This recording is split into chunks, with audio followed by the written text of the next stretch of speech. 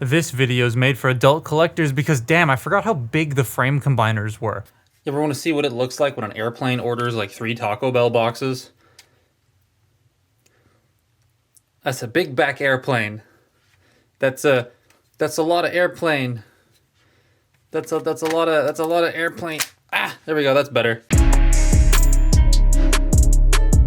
I was gonna get this, obviously, and I was probably gonna like it unless it was gonna be horribly QC'd, but I wasn't expecting this to be my future desk bot for a while. Granted, everyone's on my desk right now because TFCon haul, but once I clean that up, this will be my desk bot. I had Motormaster and wasn't a fan of some of the plastic feel, not to mention the engineering to me felt a bit strange, but here the plastic, the engineering, the colors, and the way it works in the frame, it's real nice. This is Silverbolt and Superion by extension from Age of the Primes, and he looks nice. I'm kind of surprised by the use of the off-white and would have kind of preferred a more stark white, but it isn't bad by any means. It blends a tiny bit better with the yellow and the red they used. The first thing I noticed when getting this guy out of the box and into robot mode was how nice the plastic feels. It feels like 86 Prime, it's great. The texture and the density of this thing, not to mention how solid the joints are, make me like this way more than my initial Motormaster. The sculpted detail on this is also real nice. Nothing gets lost in the plastic or the colors they picked, it's great. His torso is a bit on the chunkier side, but that's mostly due to the backpack, which does stick out a little bit, but he has more than enough heel to keep him stable and balanced. Plus you can flare the wings out if you prefer that look. Head sculpt is fine, but I do wish the eyes were a little bit bigger. I feel because of how small they are, they just kind of get lost in his face. The Autobot symbol is in a weird spot. Like, that's cartoon accurate, but it's on a textured surface and it feels like it was originally going to go on the center of the chest before being moved because there's now a big blank space in the middle of the chest. So it's like they didn't plan for it to go on the textured spot, but now it has to. He has his gun. It's a very tiny gun, but it is a gun. I like the little wings on it, but it just kind of feels like a lump of black plastic. You do also get this entire slab with him.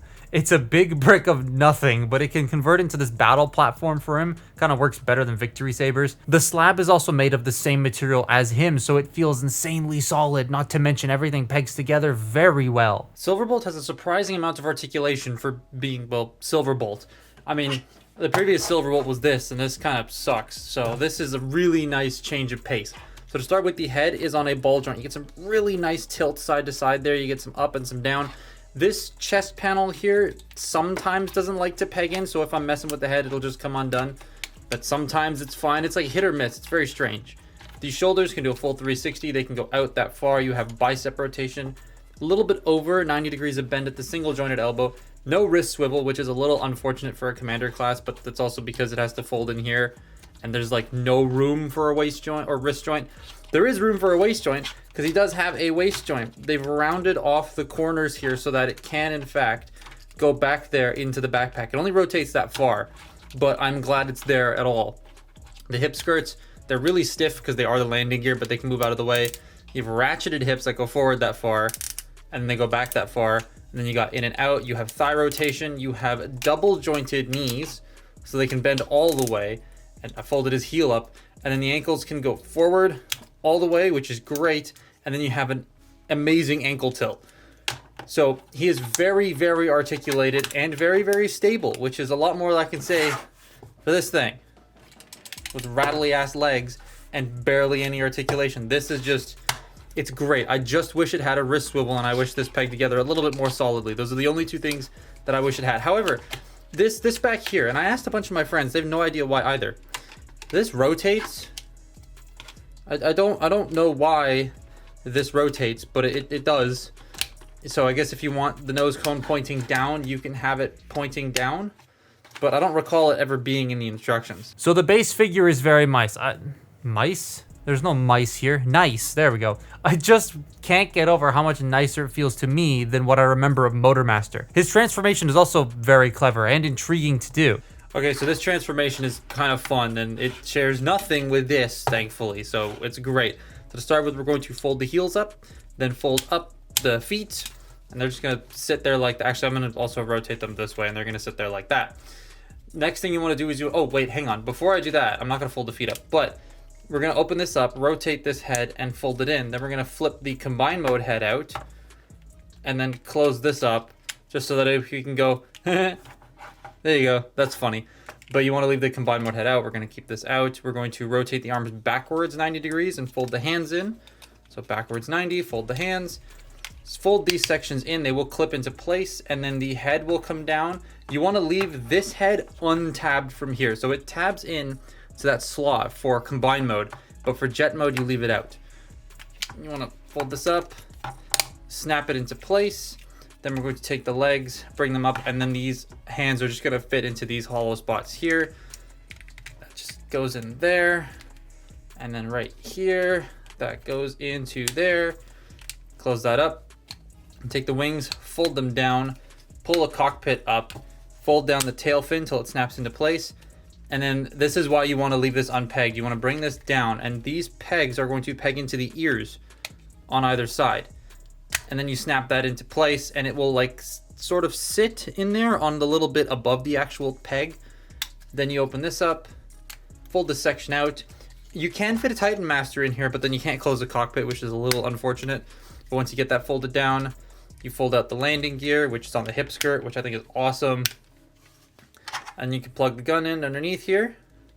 And there you have Silverbolt in his, I folded the landing gear up, in his jet mode.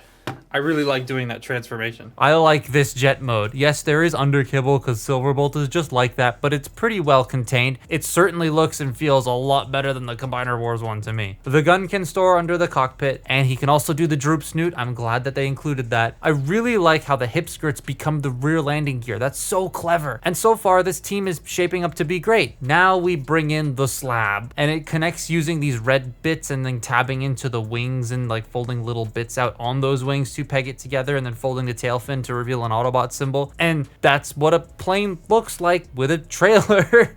That's really funny. I do like how the big combined gun becomes like a tail fin, and how the wings of the jet smoothly incorporate into the larger wings of the slab. And it's also heavy as hell, good lord. Now I'm skipping the combined mode transformation for now, as I'm going to save that for the combiner video, but there are some things I want to talk about in regards to the frame combiner. This looks pretty good, honestly. Vortex is there because that's 100% going to be Alpha Bravo, like come on. But like, I'm okay with the frames. I know some people aren't, and that's fine, but there is a major reason it's like this, and I actually believe it was either Mark or Evan who talks about why it is like this. It's stability when posing. Articulation is the main focus now. It's the gimmick of the current generations line, and building in the combining pieces into the actual figures means they get compromised, just like the Combiner Wars toys. Not to mention the Combiner Wars combiners aren't nearly as stable as something like this, and with stability, articulation, and longevity in mind, that is why I prefer this over the Combiner Wars system. Oh, and the ratchets here were a little bit weak out of the box on mine, and none of my friends had that issue, but I ended up just tightening the screws and that completely fixed everything.